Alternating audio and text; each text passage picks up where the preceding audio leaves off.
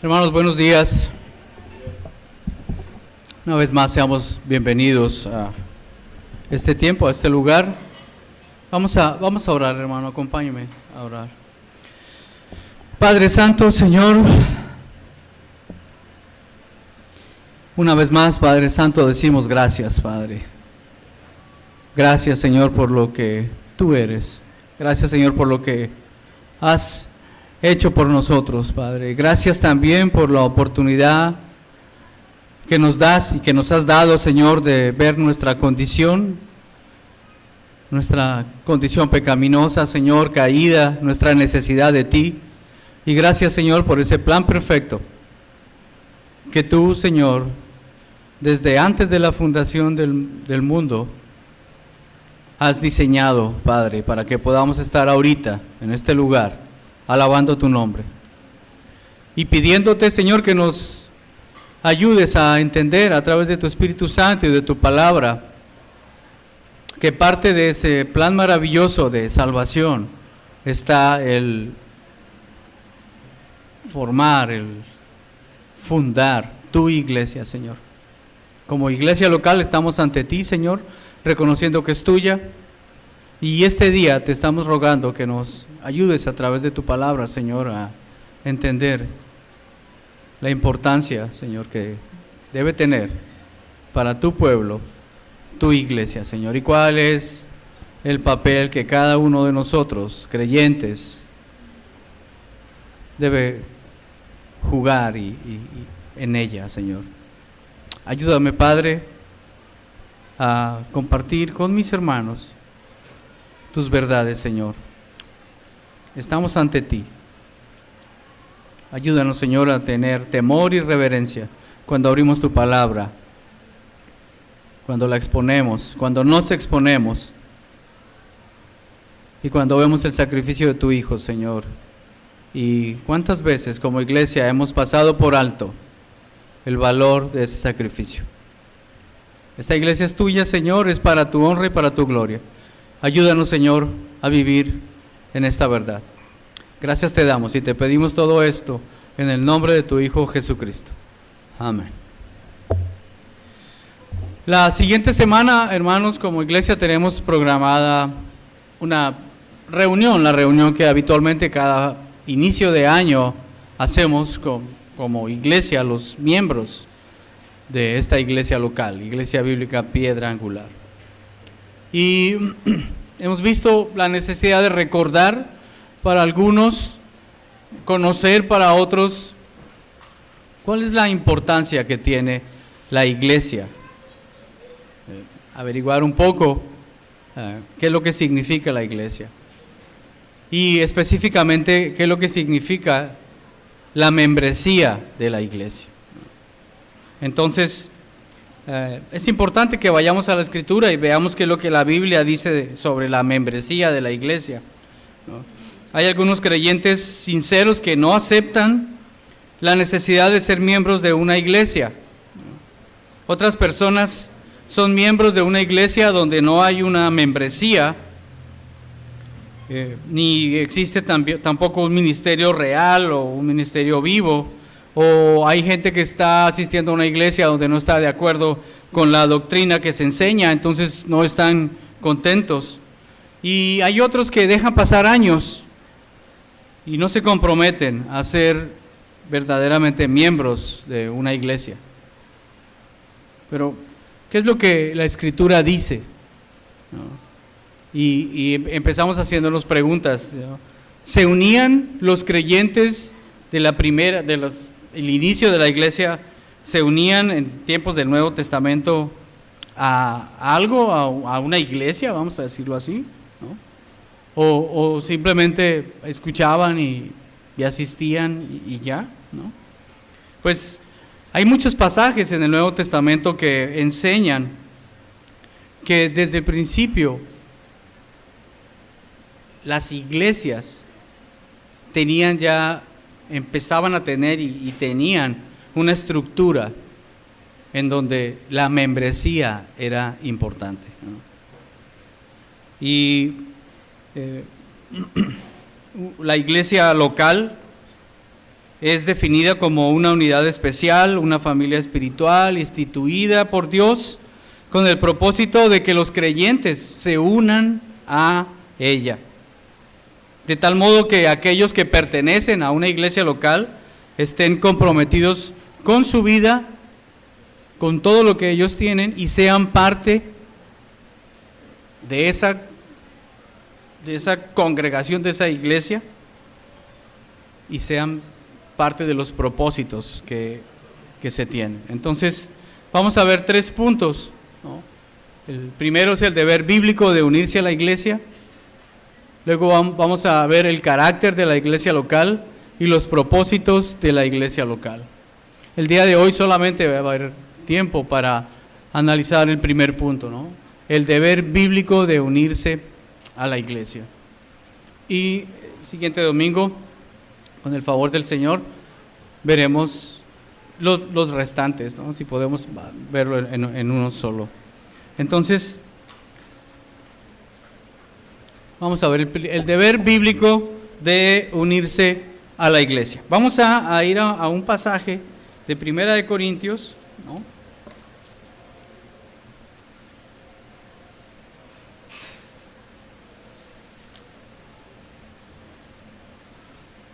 Primera de Corintios, vamos al capítulo 5, por favor.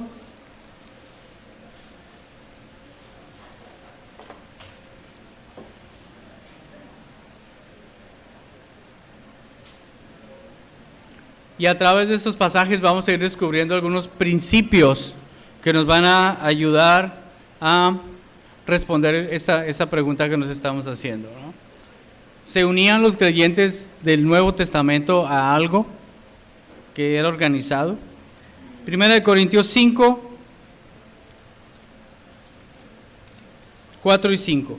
El contexto de este capítulo 5 es Pablo está juzgando un caso de inmoralidad en la iglesia de Corinto.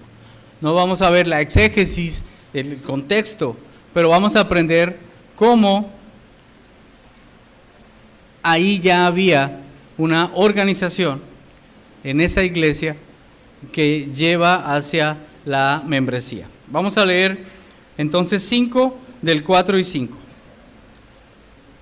Dice el versículo 4: en el nombre de nuestro Señor Jesucristo, reunidos vosotros y mi espíritu con el poder de nuestro Señor Jesucristo.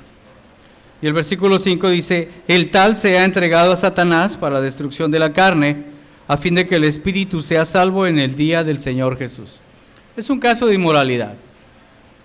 No vamos a ver el contexto, ¿no? Pero en el versículo 4, Pablo está escribiendo a la iglesia de Corinto y les está dando una instrucción.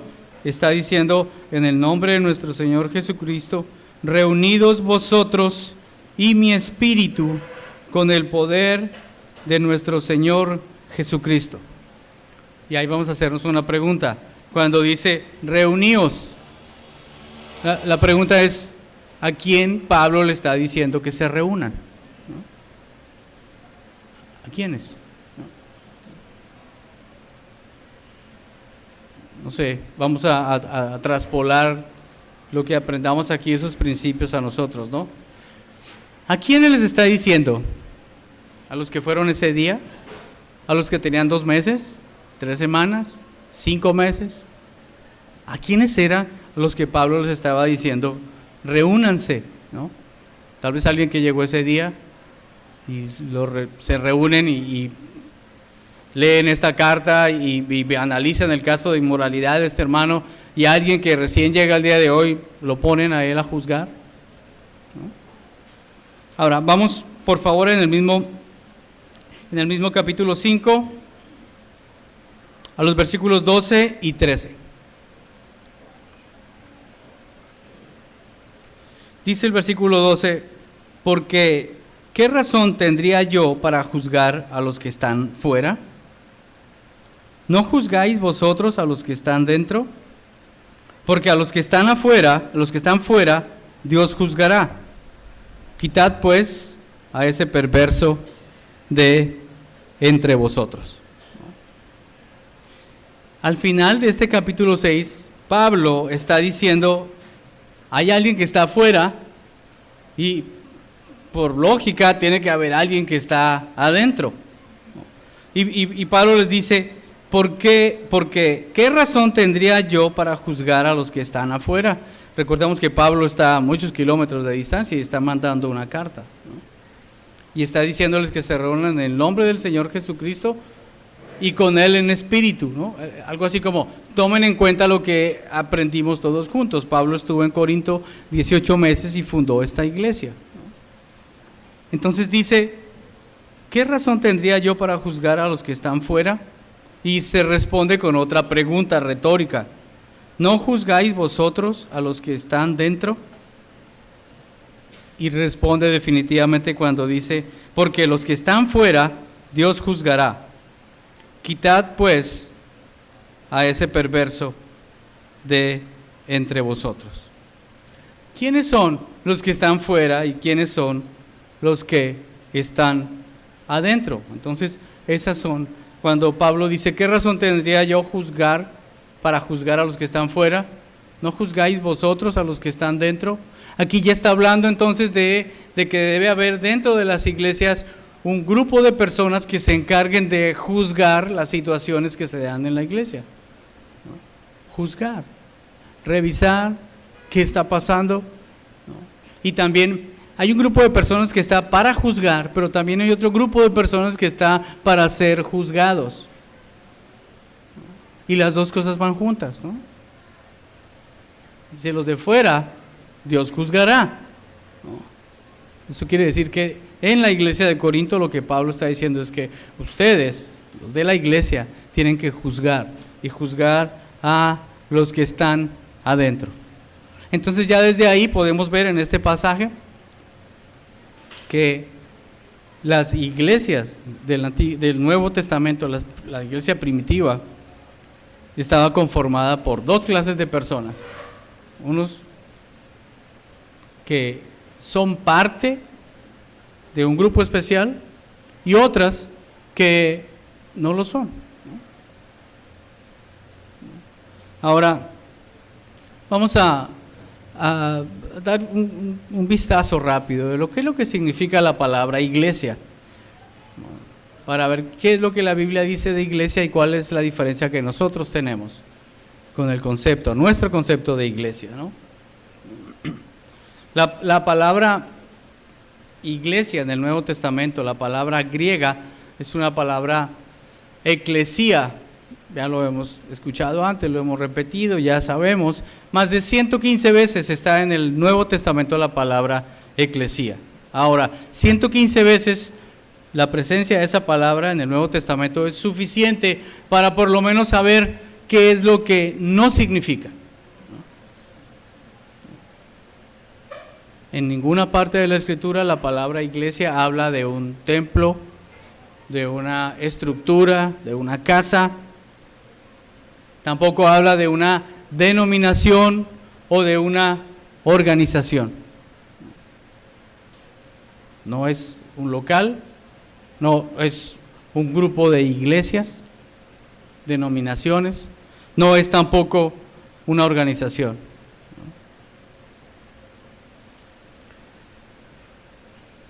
Tampoco se usa en plural, ¿no? No se identifica, no se usa para definir un grupo de iglesias, ¿no? La Iglesia Católica, por ejemplo. ¿Qué es la Iglesia Católica? Todas las iglesias que hay en el planeta. Bíblicamente hablando, eso no es correcto. En ninguna parte de la Escritura se usa la palabra la iglesia para definir un grupo de muchas iglesias. Cuando habla de iglesia, habla en singular. Una iglesia. Eso es el término iglesia local. La iglesia de Corinto era una iglesia que estaba en Corinto. No eran 5 iglesias o 10 iglesias que Pablo había fundado. Es una iglesia. Solamente. Ni la iglesia anglicana, ni la iglesia de Jesucristo de los Santos de los Últimos Días, que es un grupo de iglesias que, bíblicamente hablando, eso no es el significado correcto de la palabra iglesia. Cuando la Escritura habla de iglesias, utiliza el plural, ¿no? Entonces, vamos a Hechos 9:31, por favor, para ver un poco más esto.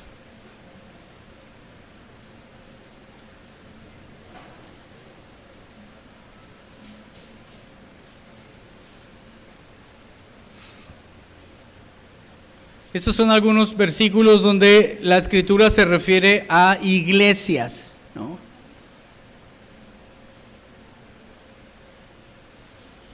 Hechos 9:31. Hay dos pasajes, no hay muchos, son dos o tres o cuatro creo, cuando la Escritura habla de iglesias. Dice, entonces las iglesias tenían paz por toda Judea, Galilea y Samaria, y eran edificadas andando en el temor del Señor, y se acrecentaban fortalecidas por el Espíritu Santo. Está hablando de iglesias locales, no denominacionales, vamos a decirlo así, ¿no? Segunda de Corintios 8:1 es otro versículo que ilustra ese punto. Segunda de Corintios 8:1.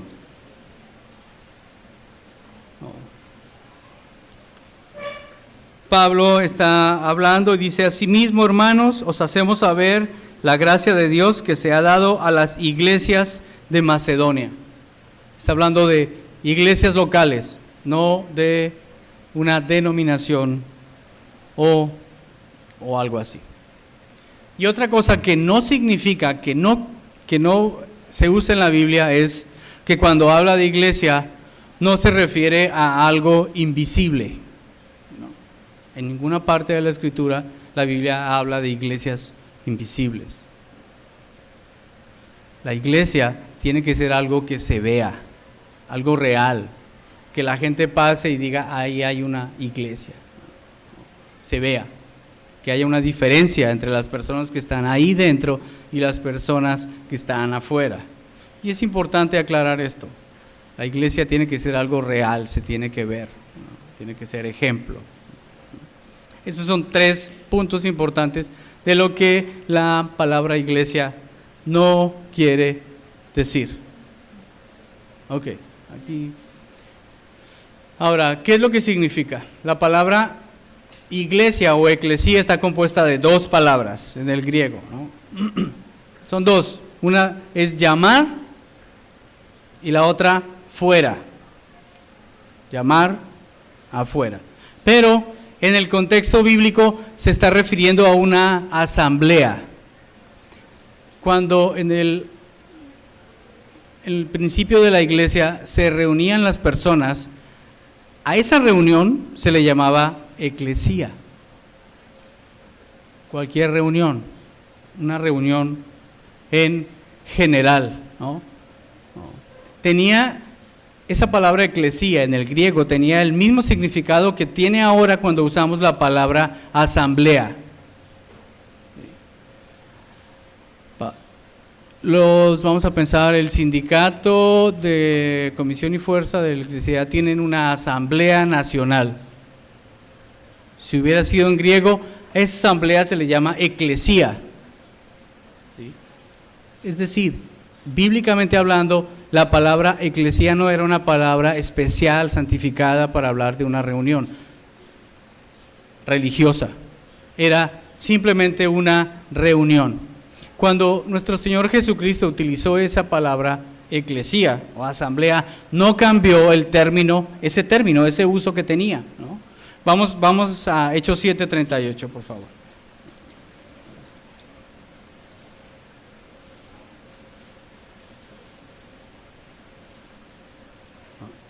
¿Dónde encontramos eso? Estos son versículos donde encontramos esa palabra en griego, eclesía.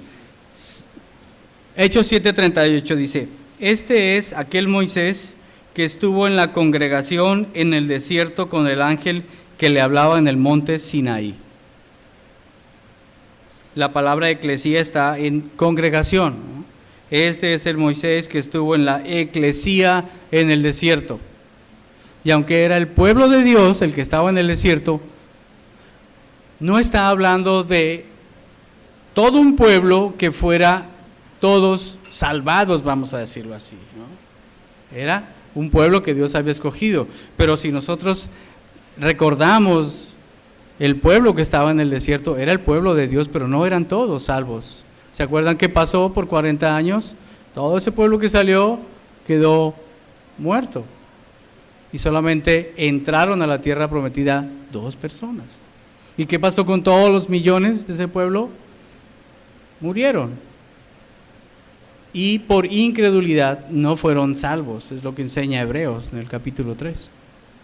Entonces, el uso ahí de esa palabra no es un uso especial, es una congregación. Ahora, Hechos 19, por favor.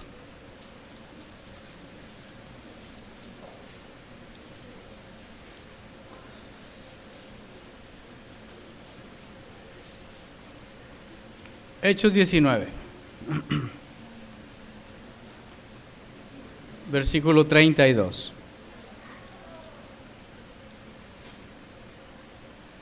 En esta parte del capítulo 19 hay un ejemplo de un sindicato reunido en la ciudad de Corinto. Era el sindicato único unido de plateros de la ciudad, plateros y joyeros de la ciudad de Corinto. Vamos a leer el 32. Dice: unos pues gritaban una cosa y otros otra, porque la concurrencia estaba confusa y los más no sabían por qué se habían reunido, ¿no?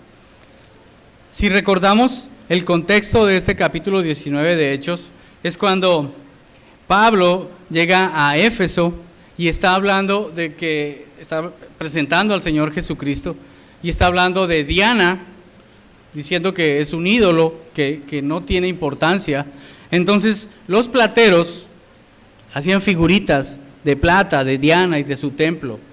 Y cuando ellos vieron que Pablo estaba diciendo eso y que les estaba quitando la clientela, entonces empezaron a alborotar al pueblo porque se les estaba acabando su negocio, ¿no? Y entonces el 25, 19-25 dice, bueno, desde el 24, porque hubo un platero llamado Demetrio que hacía de plata templecillos de Diana, daba no poca ganancia a los artífices, a los cuales, reunidos con los obreros del mismo oficio, dijo: varones, sabéis que de este oficio obtenemos nuestra riqueza.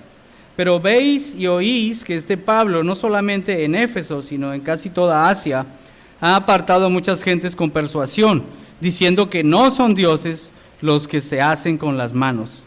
Y no solamente hay peligro de que nuestro negocio venga a desacreditarse, sino también que el templo de la gran diosa Diana sea estimado en nada y comience a ser destruida la majestad de aquella a quien venera toda Asia y el mundo entero. Entonces, este Demetrio reunió a todo el sindicato, la eclesía, es el término griego que usan aquí, de los plateros, ¿no? Y en el versículo 39 continúa y dice: si demandáis alguna cosa, en legítima asamblea se puede decidir. Esto están hablando, Demetrio está hablando. Esta palabra asamblea en el original se encuentra la misma palabra eclesía, ¿no? Me llama la atención en el versículo 33, cuando dice: y sacaron de entre la multitud a Alejandro, empujándole a los judíos. Entonces Alejandro, pedido silencio con la mano, quería hablar en su defensa ante el pueblo, ¿no? Y el 34 dice: pero cuando le conocieron que era judío, todos a una voz gritaron casi por 2 horas: el pueblo unido. Jamás, no gritaron eso, estoy bromeando, pero gritaron algo parecido, espérenme, no.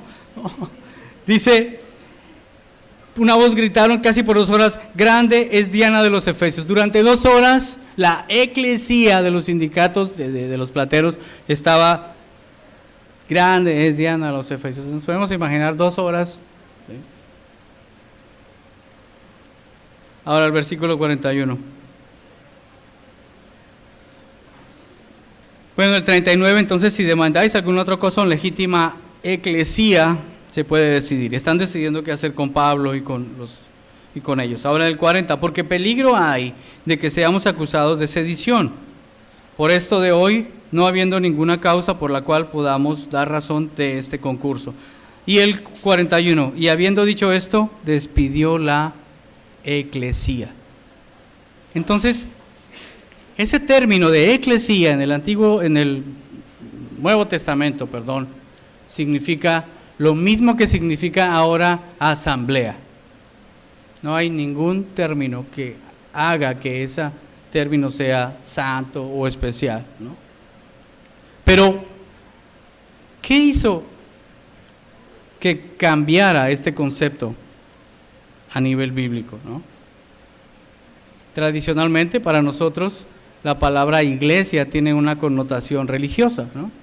Cuando hablamos de iglesia o de asamblea o de congregación, esa es otra palabra sinónima, congregación, estamos refiriéndonos a algo que es religioso para nosotros.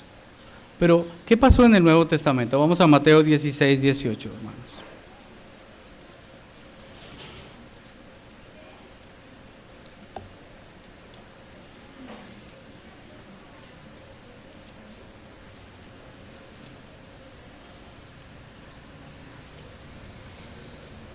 Ese es el pasaje de la confesión de Pedro, cuando el Señor le pregunta a Pedro, ¿quién decís que soy yo?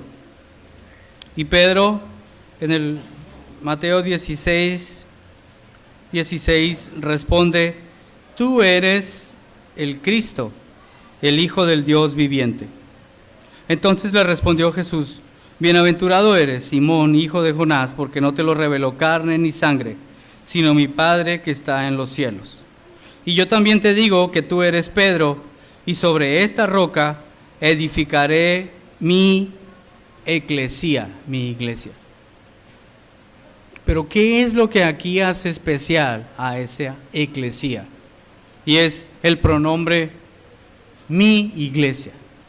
Cuando el Señor dice, sobre esta roca edificaré mi iglesia, entonces está empezando a apartar lo que es una reunión común y corriente, que en el griego era la palabra para describirse, y ahora una reunión de creyentes que van a estar reunidos en su nombre.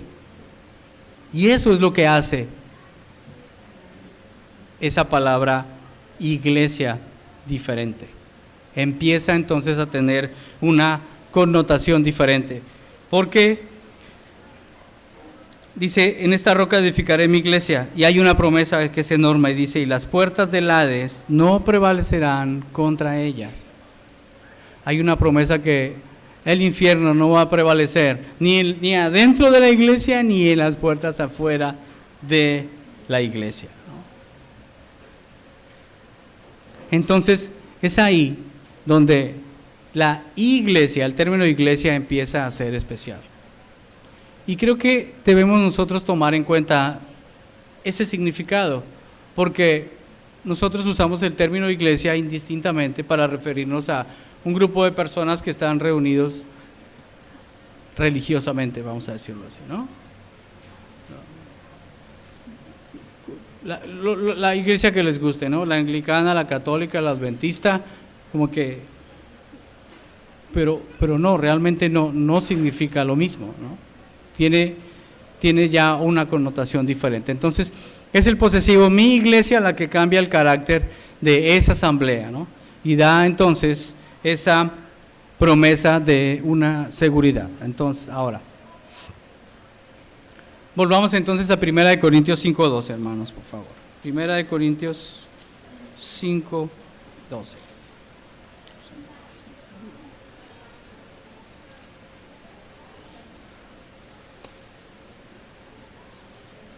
Primera de Corintios 5:12 y 13. Habíamos dejado con el título los de adentro y los de afuera. Entonces, hay dos tipos de personas. Y eso lo vamos a aplicar nosotros aquí el día de hoy. Aquí y en todas las iglesias que se reúnen adorar al Señor, hay dos tipos de personas. Vamos a describirlas y la cuestión es evaluarnos en cuál de esos dos grupos está cada uno de nosotros, ¿no? La pregunta es, ¿a quién está llamando Jesucristo, Mateo 16, 18, o Pablo, aquí, su iglesia? ¿No? Y vamos a la lectura que hicimos el día de hoy, con la que empezamos. Primera de Corintios 1, 2 y 3.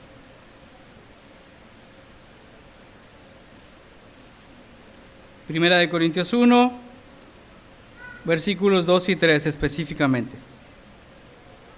Pablo está dirigiendo esta carta a la iglesia de Dios que está en Corinto y describe quién es la iglesia de Dios que está en Corinto. Dice, a los santificados en Cristo Jesús, llamados a ser santos, con todos los que en cualquier lugar invocan el nombre de nuestro Señor Jesucristo, Señor de ellos y nuestro. Gracia y paz a vosotros, de Dios nuestro Padre y del Señor Jesucristo. Pablo no le está dirigiendo esta carta a toda la congregación que se reunía en Corinto. Todos la escucharon, todos la leyeron, pero aquí hay específicamente a quién se la dirige. ¿Y a quién es? A los santificados en Cristo Jesús. ¿Quiénes son los santificados en Cristo Jesús? Aquellos que han visto su necesidad, su condición ante un Dios que es santo, santo, santo. Y que por la gracia y el poder del Espíritu Santo ven que el Señor tiene un plan especial de sanación, de salvación, y los ha puesto en un camino. A los santificados en Cristo los pone en un camino. Ya habíamos tenido oportunidad de platicar. Pero después dice, en Cristo Jesús, llamados a ser santos. ¿Qué significa llamados a ser santos? Una vez que el Señor te limpia, que ves tu necesidad, te pone en un camino para que caminemos por ese camino. Ese es el camino de santidad. Buscar la santidad, sin la cual nadie verá a Dios. Hermanos, en esta y en cualquier otra iglesia hay personas que pertenecen a la congregación y hay otros que pertenecen a la iglesia de Cristo. Y es importante que lo sepamos y que evaluemos en cuál de las dos estamos.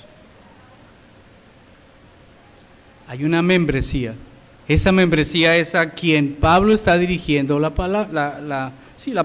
carta. Está diciendo, santificados en Cristo Jesús, llamados a ser santos. Cuando empezábamos hace un rato, veíamos que hay diferentes tipos de personas en la iglesia, ¿no? Hay creyentes que no ven la necesidad de pertenecer a una iglesia. Hay otros que no les preocupa. No ven la necesidad, no les preocupa. Nunca se comprometen.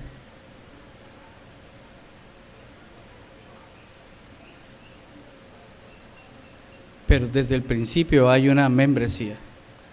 Y ahora que estamos en este proceso que el Señor nos tiene, en este proceso de reconstrucción de su iglesia,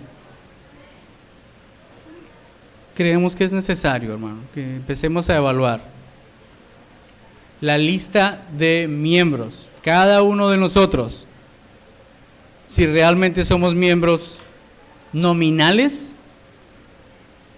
que nomás porque ya tenemos aquí varios años estamos ahí, o porque tomamos un curso de membresía, o porque nos bautizamos, si realmente estamos comprometidos con esta iglesia local.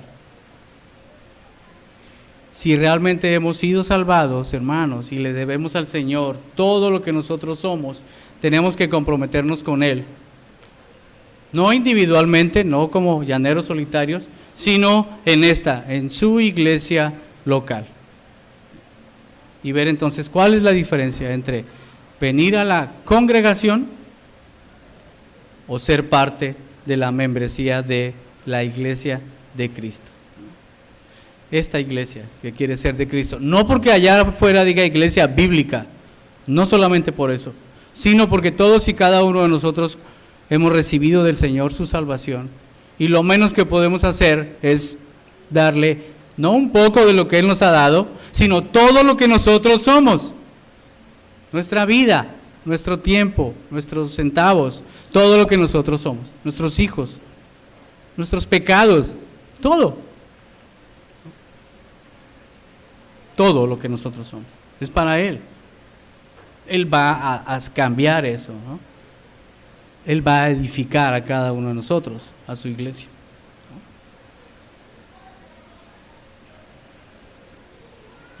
Santificados en Cristo, salvados, sanados, que siguen el camino de santidad, y cuyo Señor es Cristo. Señor con mayúscula, el Curios. Si nosotros decimos que somos creyentes, pero Dios no es nuestro Señor, nuestro Rey, el que manda y ordena nuestra vida, entonces no es cierto, no somos de Él.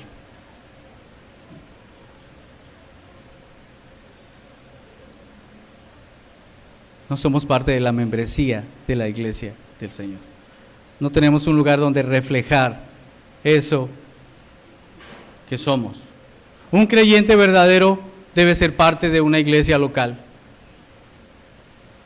Necesitamos dejar de jugar.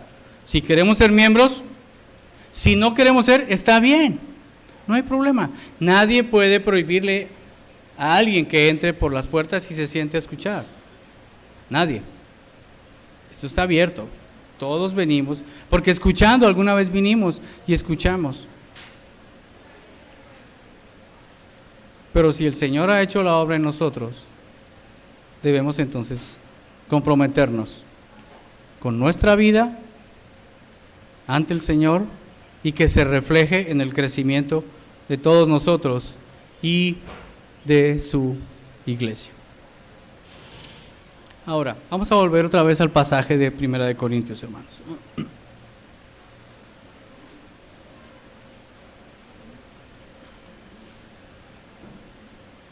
Este pasaje de 1 Corintios 5 muestra algo que es una característica de una iglesia sana, y es la disciplina. Si recordamos el contexto de 1 Corintios 5, es un caso de inmoralidad que está siendo juzgado, ¿no?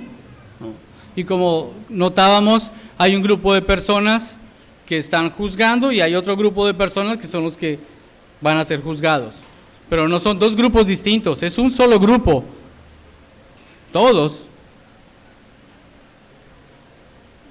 La membresía de esa iglesia está para eso, para cuidarnos entre sí y también cuidarnos y juzgarnos entre sí. Vamos a Mateo 18, 15 al 17, ¿no?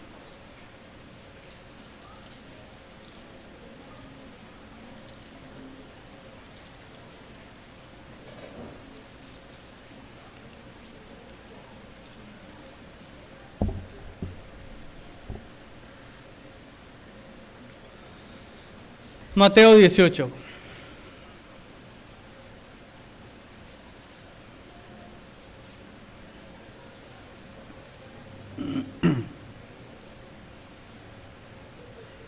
Para aplicar, Mateo 18 del 15 al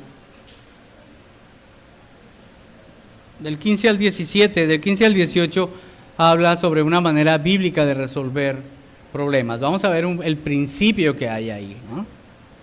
La necesidad para una estructura apropiada de miembros en las iglesias locales también se enseña en Mateo 18, donde el Señor Jesucristo da los principios generales para tratar con las ofensas personales entre los creyentes. Este pasaje no enseña el procedimiento detallado para tratar con todas las ofensas o todos los pecados que ameritan disciplina. Este pasaje más bien anuncia el principio de cómo tratar con las ofensas personales que ocurren entre el pueblo del Señor, que ellos mismos no pueden resolver y por lo tanto deben ser tratados por la iglesia, ¿no? Hay pasos, los hemos visto, ¿no? Vamos al 15, dice, vamos a recordar esos principios y también recordar, creo que es importante que recordemos cuál es el procedimiento bíblico para resolver aquellos problemas personales, cosas menores que ocurren aquí en la iglesia. 15, dice, por tanto, si tu hermano peca contra ti, ve y repréndele, estando tú y él solos. Si te oyere, has ganado a tu hermano. Ese es el primer paso, vamos a decirlo así, ¿no? Si alguien hizo algo que a mí me ofendió, o me pareció que era ofensivo, o me pareció que fue pecaminoso, algo así, muchas veces, el 90% de las veces son cosas sencillas, que no tienen mucho problema, pero en medio de nuestra condición pecaminosa nos creemos tan importantes que me ofendieron eternamente, muchísimo. Pero la palabra del Señor dice, si eso pasó, entonces ve con el hermano y platica con él, ¿no? ¿Qué es lo primero que queremos hacer o hacemos? Vamos a buscar a alguien más a decirle, ¿qué crees que pasó? Esto, ¿no? Cuando nos llenamos de valentía, vamos con los líderes y decimos lo que nosotros pensamos. Pero la palabra de Dios es clara, dice, ve y habla con ese hermano. Eso es lo primero que tenemos que hacer. Porque cuando no lo hacemos así, empezamos a crear un rumor, ¿no? Porque yo le digo a un hermano que es de mucha confianza y el hermano de pronto escucha mi posición y dice, sí, está mal, es cierto, te han ofendido gravemente y él se queda con eso, entonces va con otro y le dice, ¿qué crees? Al hermano no lo saludaron, todas las cosas que pasan, ¿no?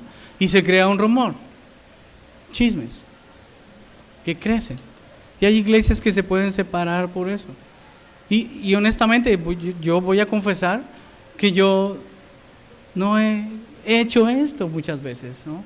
Cuando tengo la oportunidad de escuchar situaciones que pasan en la iglesia, necesitamos, hermanos, ir con esa persona y decirle, preguntarle, oye, me pareció esto, es compartir con esa persona. Y tal vez ahí, yo estoy seguro que la mayor parte de las veces se va a solucionar el problema. Se va a aclarar las cosas.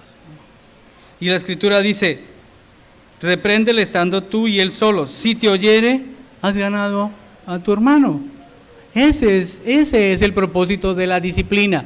Pecados chicos o pecados grandes. Ganar al hermano es tener arrepentimiento, que haya arrepentimiento, que se reconozca y que se haga lo que se tiene que hacer, restituir, pedir perdón y volver otra vez a la comunión con el Señor. El segundo paso, mas si no te oyere, toma aún contigo a uno o dos, para que en boca de 2 o 3 testigos conste toda palabra.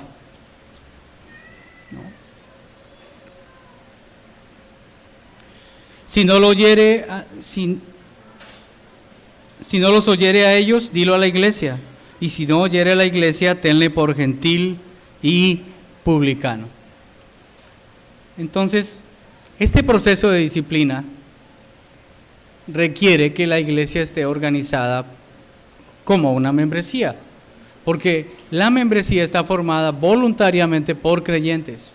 Cuando yo acepto ser miembro de una iglesia, de esta iglesia, estoy diciendo, yo me uno a esta iglesia y me sujeto a lo que las personas que están a cargo decidan desde el punto de vista bíblico, ¿no? Entonces, eso quiere decir que yo estoy en posición de ir con un hermano para exhortarlo, para platicar con él, pero también estoy en la posición de escuchar, ¿no? Escuchar. El Señor nos habla que debemos exhortarnos y estar abiertos a lo que los hermanos nos quieran decir. Vamos a a Hebreos, por favor. Hebreos 3. No es si yo quiero, es una obligación. El estarnos cuidando todos nosotros. Hebreos 3, 12 y 13, hermanos.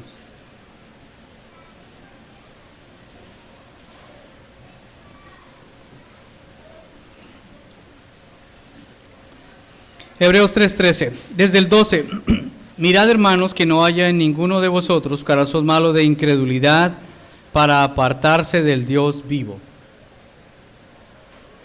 Antes, exhortaos los unos a los otros cada día.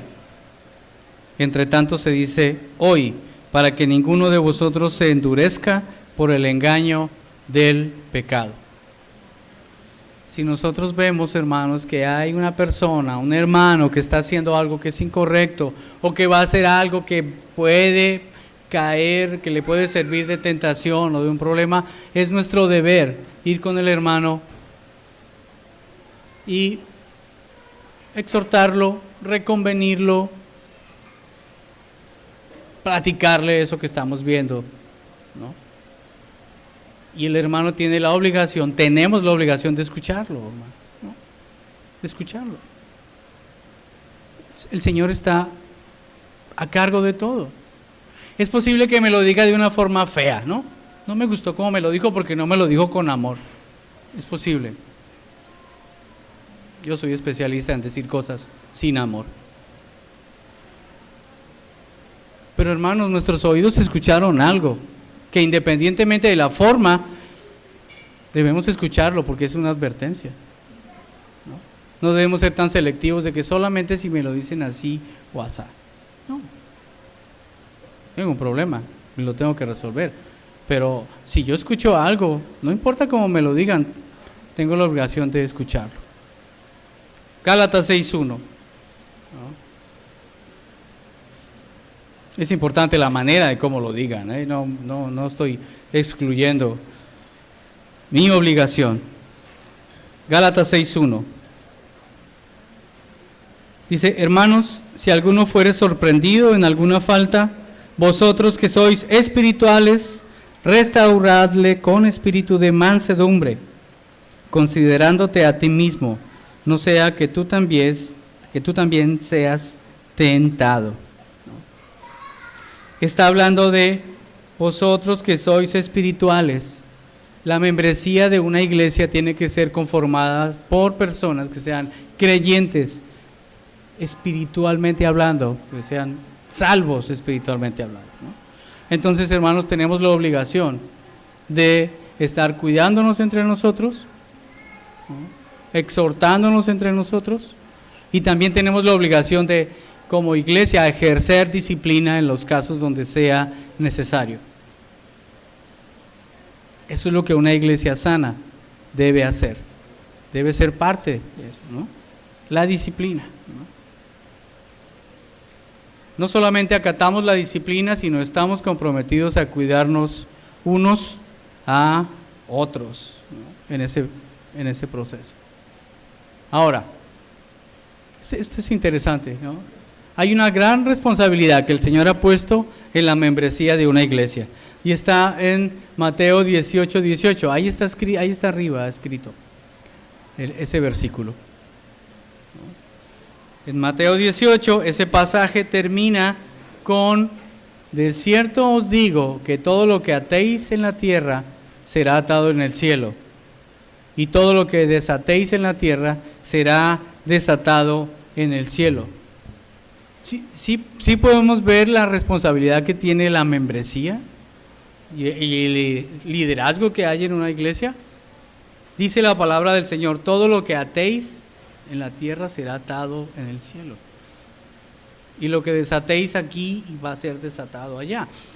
No está hablando que la iglesia da salvación, pero cuando una congregación se está cuidando entre sí, cuando ejerce disciplina, cuando exhorta a un hermano, cuando se siguen los pasos bíblicos, que el hermano dice, no me importa, y se excomulga, vamos a decir así, aquí en la tierra, la mano del Señor va a ser quitada de esa persona. No estoy diciendo que no vaya a ser salvo si lo es, pero ese poder que da el Señor a su iglesia es algo importante, hermanos. No solamente para los que están a cargo, sino para todos los que forman una membresía. Si somos parte de la membresía, pero nos molesta que nos digan algo, estamos en problemas, hermanos. No, tal vez no es cierto, ¿no? Si me molesta sobremanera que hablen de mis hijos y me digan lo que está mal en ellos, también, hermano. También, ¿no? Alguna vez leía en una de estas conferencias del Hogar Educador que hace algunos años, cuando en los hogares cristianos, en las congregaciones cristianas, cuando una señora le hablaba a otra sobre algo que había hecho su hijo, la otra señora la invitaba a tomar café para agradecerle. Oye, gracias.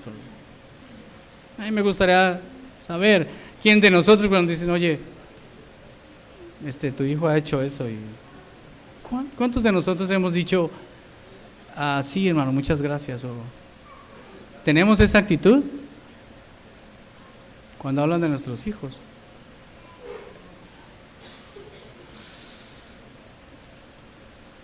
La iglesia local no es algo vago e indefinido, sin normas ni reglas para los miembros, ¿no? Sin una membresía específica, ¿no? Es algo que debe estar normado, regulado y voluntariamente aceptado por todos y cada uno de nosotros. Ahora, uniéndose a la iglesia, ¿qué es lo que significa bíblicamente hablando uniéndose a la iglesia? ¿Qué significa unirse a la iglesia? Hechos 9, 26 al 28, hermano. Ya.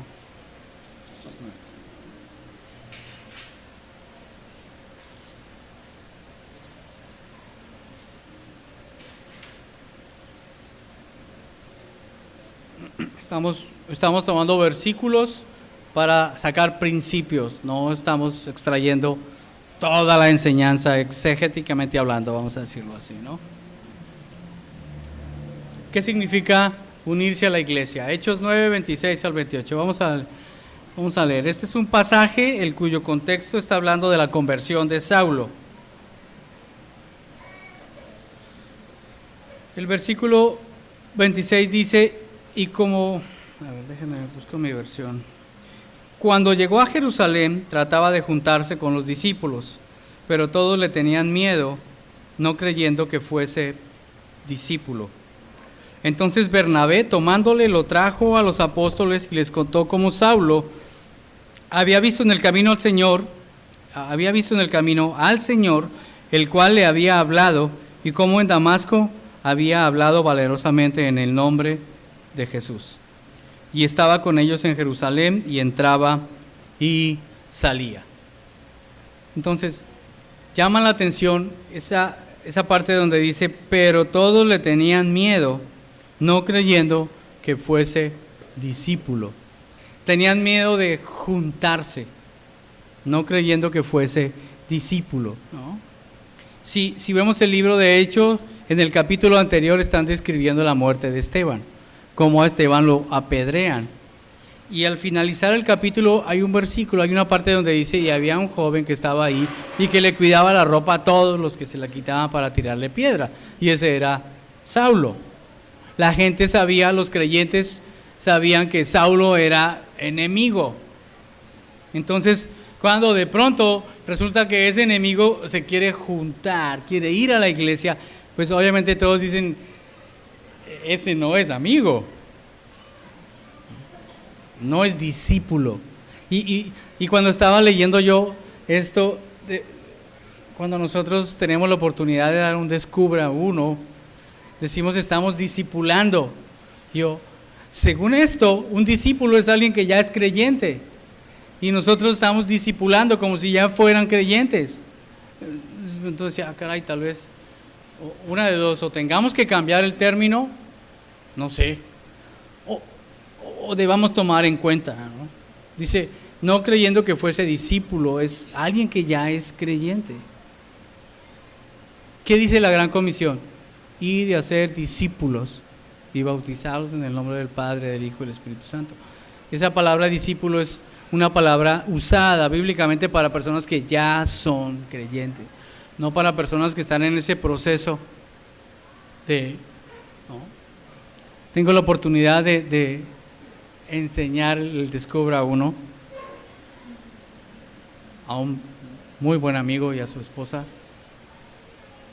y ellos están convencidos que son hijos de Dios, son hijos de Dios. Y bueno, ya el Señor me dijo, yo soy el que hago la obra, no tú, así que sigue enseñando y ten paz. ¿No? Pero sí me llama la atención, el término discípulo es de alguien que ya está caminando con el Señor. Entonces,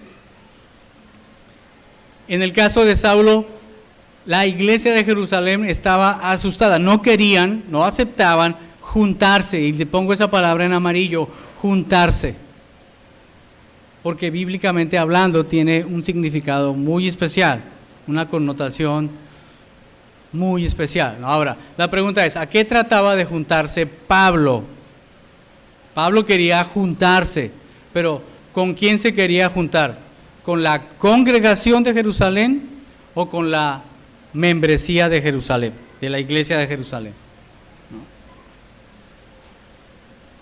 Si vemos el principio de la iglesia, había mucha gente que se reunía, muchos se reunían a escuchar.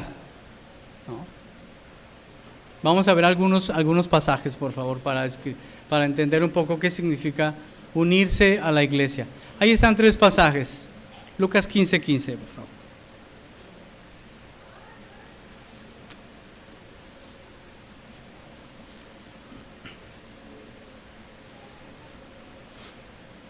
Esa es parte de la parábola del hijo pródigo. Cuando en la palabra nuestro Señor Jesucristo describe la situación de ese joven y cuando se despilfarró todos los bienes que le había dado su papá, vino una gran hambre, dice el 14, en aquella provincia y comenzó a faltarle. Y el versículo 15, que es el que queremos ver, dice, y fue y se arrimó a uno de los ciudadanos de aquella tierra, el cual le envió a su hacienda para que apacentase cerdos.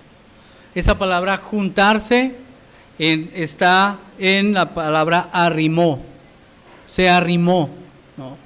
Se fue y se le pegó a este hombre, y nomás para que le diera de comer, con él trabajaba, tenía un compromiso por un salario, ¿no? Tenía una relación pues de compromiso.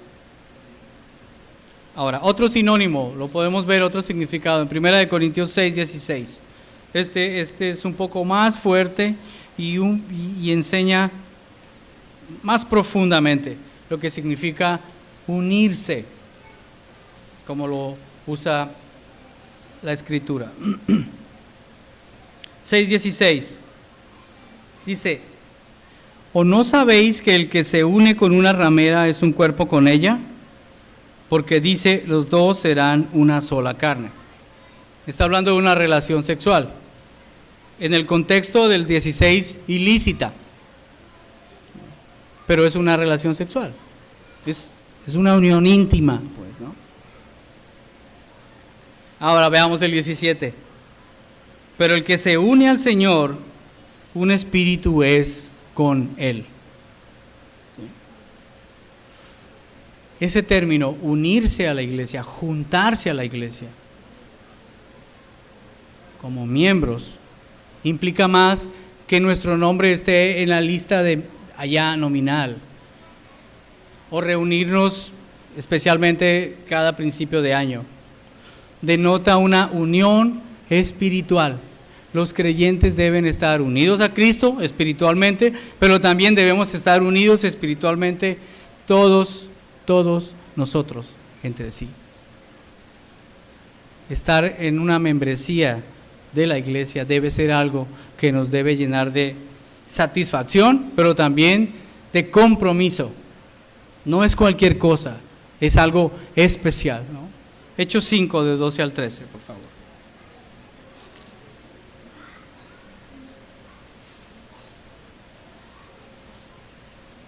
Vamos a ver un contraste en Hechos 5 del 12 al 13.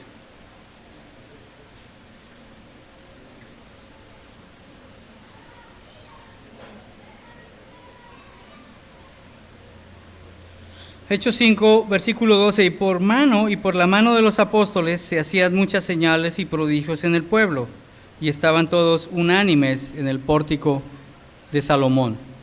De los demás, ninguno se atrevía a juntarse con ellos, mas el pueblo los alababa grandemente. Una vez más, hay dos tipos de personas aquí.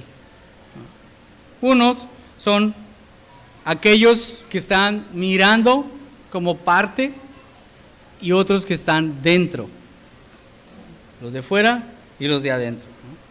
En el versículo 12 habla de los apóstoles haciendo señales y prodigios entre los discípulos y todos estaban unánimes, pero dice en el 13, de los demás, ninguno se atrevía a juntarse con ellos, mas el pueblo los alababa grandemente. ¿No pasará eso también entre nosotros, ¿no? Venimos tal vez semanas, meses, años, y nos gusta escuchar, nos gusta participar tal vez del servicio, pero realmente no hay un compromiso. No hay un compromiso de verdad. No somos parte de ese pueblo. Porque ahí claramente dicen, había algunos que no querían ser, ¿no? No querían ser. A ver, vamos a otro pasaje que no lo puse aquí, pero es 5. Ok. En el capítulo 5. Es esto de que algunas personas no querían ser, está después de la muerte de Ananías y Zafira. Cuando todos los que estaban en la congregación vieron cómo el Señor le quita la vida a Ananías y a Zafira y ven el poder del Espíritu Santo. Entonces, después de esto, muchos de ellos ya no querían ser parte de la congregación, no querían ser parte. Tal vez ocurre lo mismo con nosotros, ¿no? No hemos visto todavía el poder de Dios y pues no hay preocupación, no nos importa, no vemos la importancia de ser parte. Entonces, esa palabra discípulo, una vez más vamos a ir, significa compañerismo individual a un nivel más profundo. Preocuparnos los unos por los otros. Compañerismo espiritual, que en cada uno de nosotros sea importante la situación del hermano. Todos.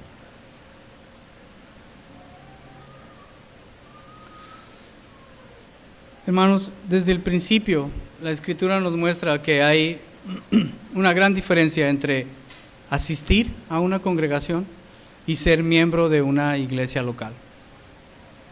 Nuestros nombres, la mayoría de algunos de nuestros nombres están en una lista. Y hay otros hermanos que quieren ser miembros de esa lista. Y la exhortación, hermano, es que analicemos estos pasajes, el compromiso, lo que debe significar para nosotros. Y estemos seguros que queremos seguir perteneciendo a esa lista, o los hermanos que quieran pertenecer, estén seguros de lo que significa ser miembros de una iglesia local, de esta iglesia local. Y si alguien no quiere venir los domingos, gloria a Dios. O los martes, o los miércoles, o los jueves. Pero necesitamos que todos juntos estar bajo la gracia del Señor para que Él siga transformando nuestras vidas y nuestra iglesia. Y podamos entonces, no solamente, esto es increíble no solamente ser creyentes para Él e influir en nuestras familias, sino también influir afuera, en la sociedad. Nosotros, y eso me dolió cuando lo escuché, y es verdad, nosotros estamos contentos con ser creyentes los domingos aquí o en nuestra casa o en nuestro trabajo, pero de ahí no pasamos, no queremos pasar de ahí. Pero realmente lo que el Señor Jesucristo quiere es que seamos luz a donde estemos, que nuestro deseo sea impactar a la sociedad. Y la trampa de Satanás es: no, solamente aquí en la iglesia estamos bien y no necesitamos más. Pensemos en eso, hermanos. Pensemos en eso. Pongámonos bajo la gracia del Señor, y Él es el que va a abrir el camino y nos va a poner a donde podamos mostrar su gloria y donde la gente pueda decir: ah, caray, es verdad, hay un Dios y es diferente. Necesitamos que la iglesia se vea, no una iglesia invisible. No hay iglesias invisibles. La iglesia está hecha en la tierra para reflejar la gloria del Señor, y eso es lo que todos y cada uno somos llamados a hacer, hermanos. La iglesia local es una asamblea de personas sanadas, una iglesia sanadas. Tal vez tengamos que cambiar un poco el término. Nuestras Biblias modernas dicen salvados, y eso somos. Pero las versiones creo que del 60 para atrás usan la palabra sanados. Hermanos, eso es lo que somos, sanados. ¿Cómo nos ve el Señor? ¿Cómo nos veía el Señor? Si ustedes van a Isaías 1, veámoslo rápido, ya para terminar, hermanos, ya.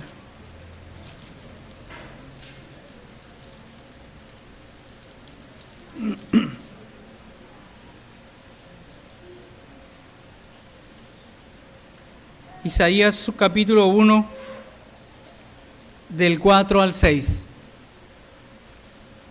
Dice: oh gente pecadora, pueblo cargado de maldad, generación de malignos, hijos depravados, dejaron a Jehová, provocaron a ir al Santo de Israel, se volvieron atrás. ¿Por qué querréis ser castigados aún? ¿Todavía os rebelaréis? Toda cabeza está enferma y todo corazón doliente. El versículo 6. Desde la planta del pie hasta la cabeza no hay en él cosa sana, sino herida, hinchazón y podrida llaga. No están curadas, ni vendadas, ni suavizadas con aceite. Hermanos, eso éramos antes de llegar al Señor. Así ve Dios al pecador. Lepra, de la punta de la cabeza hasta los pies, hermanos. Estamos contentos con ser salvados, no vamos a ir al infierno. Necesitamos vernos como el Señor nos veía, podridos. Y entonces el término salvación va a tener otra connotación.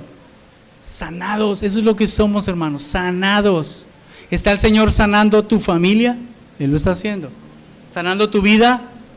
El Señor está sanando su iglesia. Sanando, sanados. Necesitamos dejarnos sanar, hermano. La iglesia local es un conjunto de personas sanadas que tienen un dueño, un Señor, Cristo. Necesitamos identificarnos como creyentes, en comunión, aquí, poniendo en práctica todo lo que nosotros somos para la gloria del Señor.